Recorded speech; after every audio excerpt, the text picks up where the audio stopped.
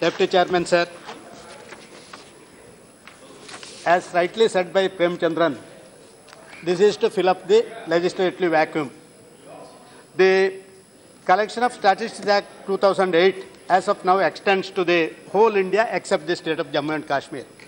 Similarly, the Jammu and Kashmir Collection of Statistics Act 2010 passed by Jammu and Kashmir, that certainly it applies only to the state of Jammu and Kashmir.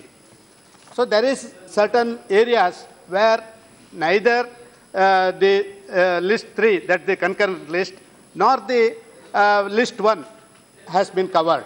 So cover all these things, certainly there needs to be another important question raised by OIC is it not the violation of Article 370 of the Constitution? I don't want to traverse in detail as far as Article 370 of the Constitution. But where there are certain areas which in the larger interest of the state and the central, and which doesn't affect the individual rights of the citizens of their state, certainly the central government need to encroach upon that area and do the needful things. I would like to place on record that, for example, this is not the only legislation that has been enacting via new legislation. The Census Act 1948 that has been enacted in 1959, and thereby the areas of operation of that act has been extended to Jammu and Kashmir. The registration of births and death act 1969, that is also subsequently enacted. Similarly, this is one of the important areas where plans, programs, developments and other things need to be taken care of. Jammu and Kashmir is integral part of our country. There the developments and other things that need to be taken care of by the central government.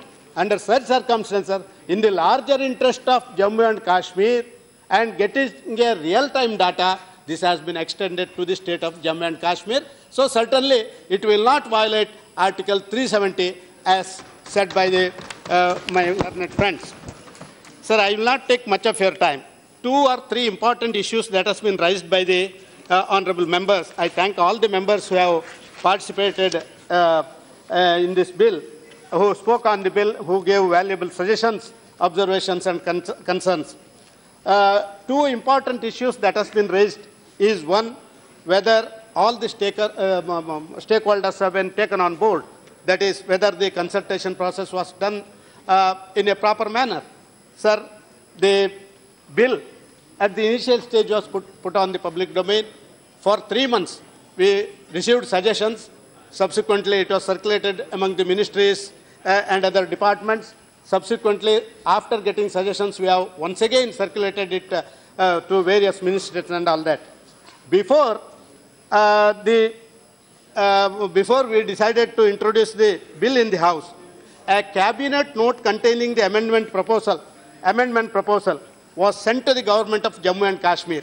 If at all, if it would have received a reply from the Jammu and Kashmir legislature, then this would not have arisen. No reply has come from the legislature of Jammu and Kashmir, so we are forced to do this.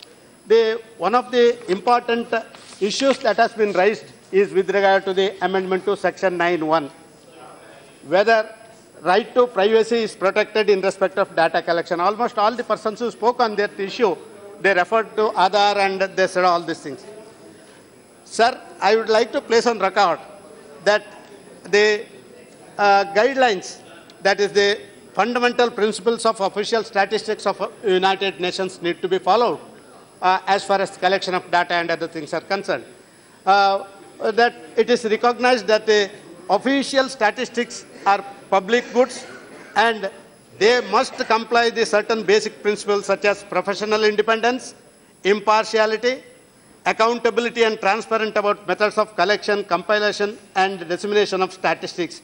These principles are enshrined in the United Nations fundamental principles, and after a cabinet decision by the government, we are following it. On that basis, we are taking up all these issues. Another important issue that has been raised is with regard to how the secrecy will be maintained. I would like to draw the attention of the members of who took up that issue. There are certain stringent provisions on restriction given under the Act on data collection. In nutshell, I will like to draw the attention of the House. That is Section 9, Subsection 2, Subsection 3, Subsection 4, Section 11, and Section 14A and B.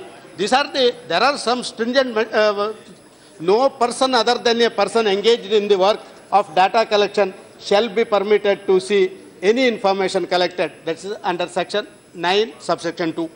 Section 9, Subsection 3 says, no information collected and no answer to any question asked shall, except for the purpose of a prosecution under the Act, be separately published or disclosed without suppressing the identification of data providers. This is Section 9, Subsection 3.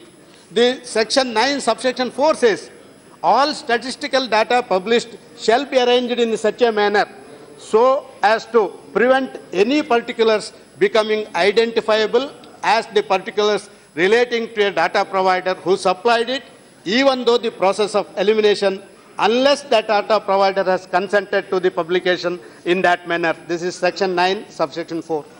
Section 10 says that appropriate government may disclose data in respect of such disclosure is consented in writing by the data provider, or data is otherwise available to the public under any act as a public document, or data in the form of an index or list of the names and addresses of data providers, together with the classification, if any, allotted to them and the number of persons engaged.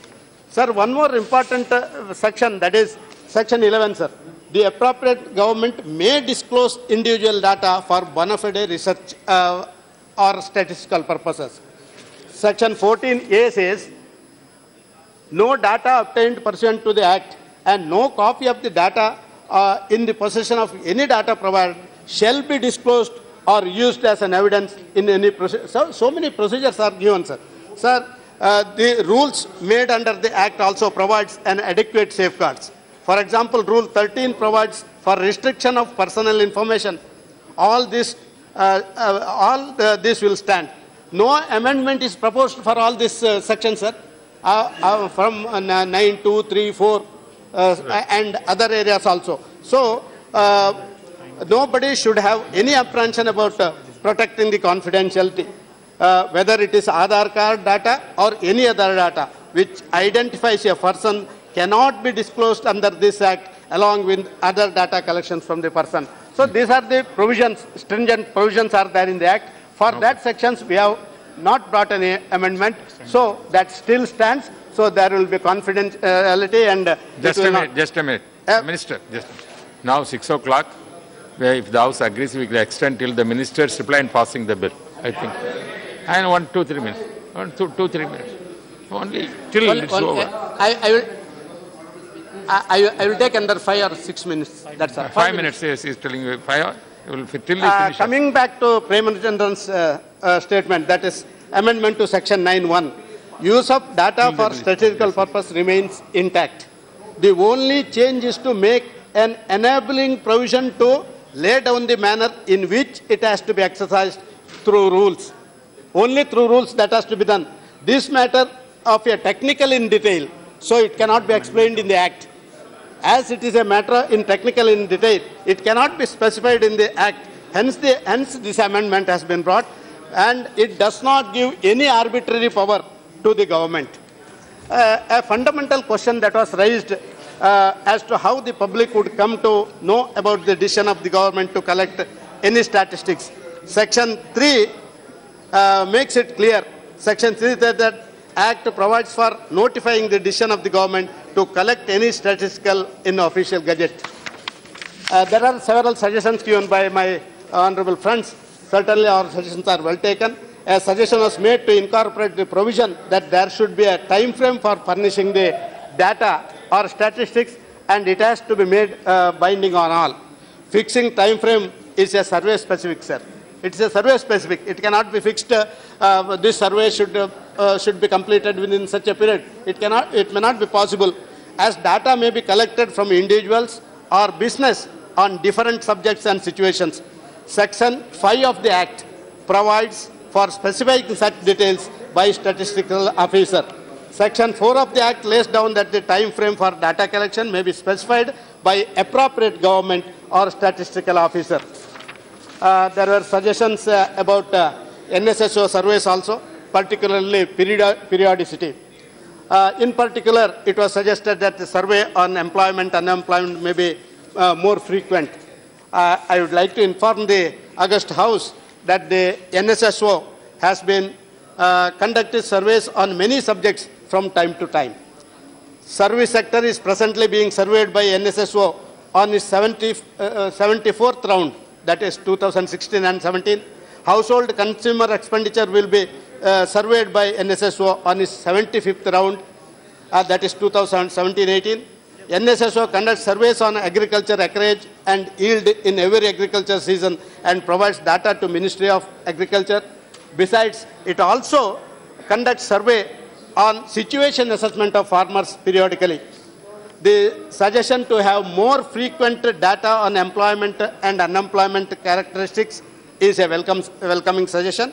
I am proud to inform this August House that the government has decided to launch a periodic labor survey in 2017-18 to measure the employment, unemployment characteristics every quarter and annually. So we will have quarterly employment data as soon as the survey methodology is stabilizes. This bill will facilitate that the government in organizing data collection under the provisions of Principal Act throughout the country, including Jammu and Kashmir. It will also strengthen the data collections.